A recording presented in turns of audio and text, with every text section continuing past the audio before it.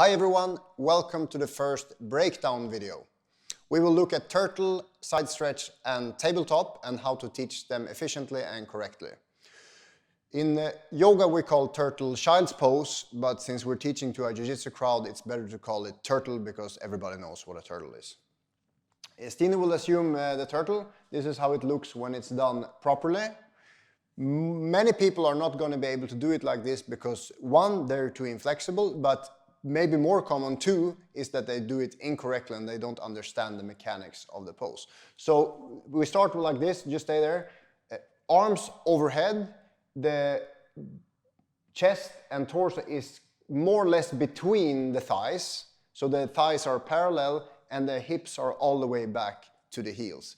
For me, if I wanted to put in a hook in this space, that would be really difficult because her ribs are glued to her thighs. That's the goal of the tightness there. We want to be able to get our knees to our chest. If you were flipping the pose, you can stay, but if I was flipping the pose around and I was playing guard and my knees are stopping here, then it would be easy to get something in between there and wedge my guard open. So turtle is really an alpha and omega pose in jiu-jitsu, not just in turtle, but in every position where we need to defend with our knees. So we want to do this one properly.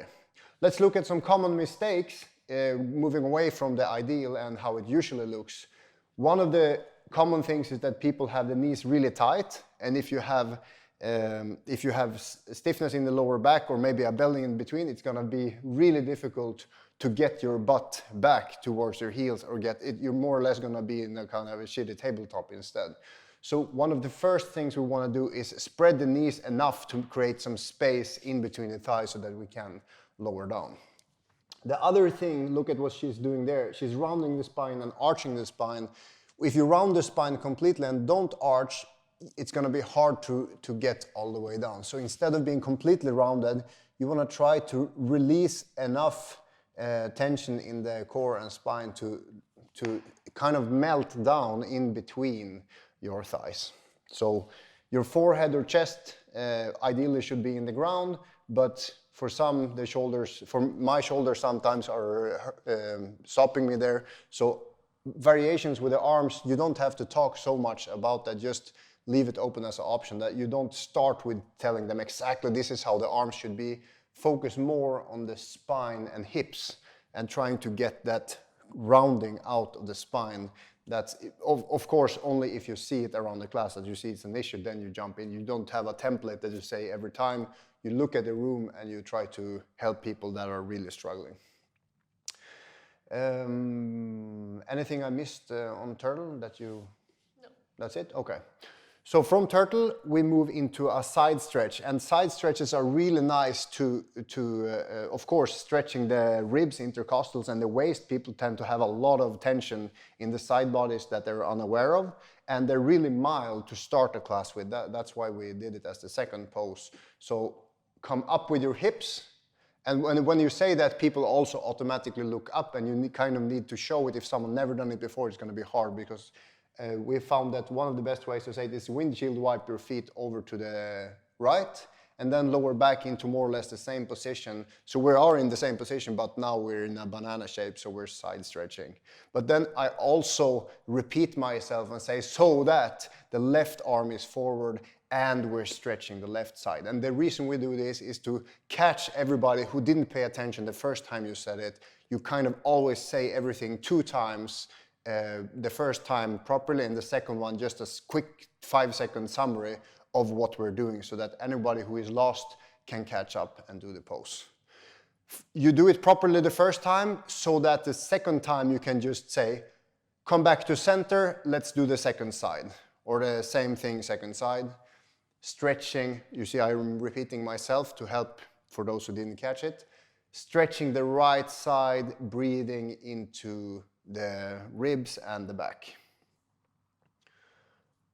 Now that I did all this talking on the first side and the half of the second side, I can be quiet and she can actually experience the pose. So you try to be efficient and quick when you're explaining something so that people don't have to wait, and then you can be quiet and she can enjoy a breath. And whenever you say, instead of saying just come up now, you say, you see how stretched she became, you say one more breath, and then you soften it. Then we meet back into center, moving on into a tabletop where the shoulders are over the hands and the hips are over the knees.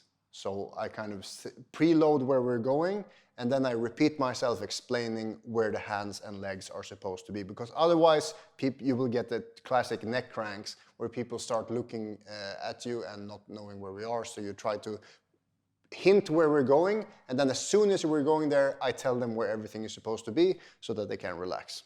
So this was turtle and the turtle side stretch, the turtle banana. Now we are in tabletop.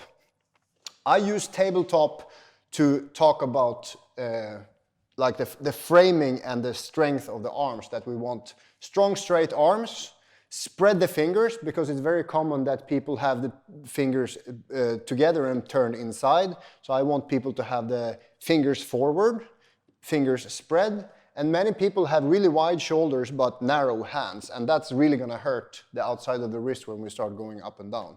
So I explained that I want the hands under the shoulders, and if people don't understand, you repeat it in some other way. If someone is really not getting it, then you have to go and move their hands.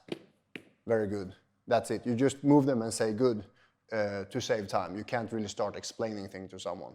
So I want the hands to be under the shoulders, arms straight, fingers spread. That was 3 things. That's more than enough.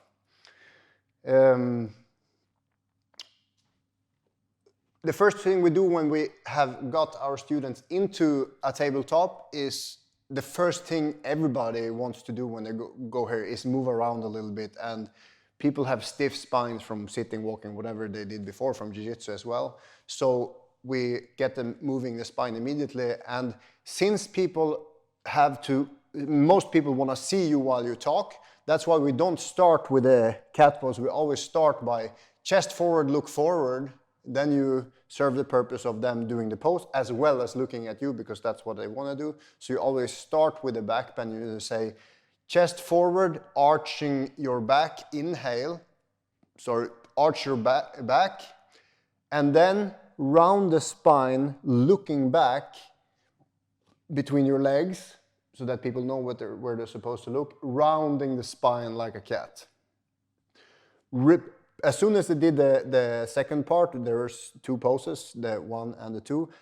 Repeating that, back to the first one, arching your back, look forward. Now on the second round, I talk about breath. So I say inhale, chest forward. Exhale, round the spine, squeeze the air out. Nice, engage the core. Again, inhale, arch the back. As you exhale, round the spine. The reason I say as you exhale is so that people don't get used to the idea that they have to follow my cue like a whip. I want people to have some freedom and relax and relaxation about it. I don't want people to be tense, like, am I doing it wrong? Is it gonna cut my head off if I do it wrong? I want the people like to find their own rhythm, and that's why I say as you exhale, round your spine. Usually you only have time for 3 rounds, but if you did it a bit fast, then you maybe have time to do 1 more. So I can say 1 more at your own pace, because people did 3 already by themselves. They know what's coming, so that they can have the freedom to just do it 1 more round without you talking. I would say 2. 2, yeah. Well, you don't really have fun. Oh, a few, not 1 more round on your own, but a couple of more rounds or a few more rounds on your own. You don't have time to do that always, but it's a nice thing you can say. If you know you have time, then you can say a couple of more or a few rounds more on your own. And that was turtle, the turtle side stretch and tabletop. See you in the next video.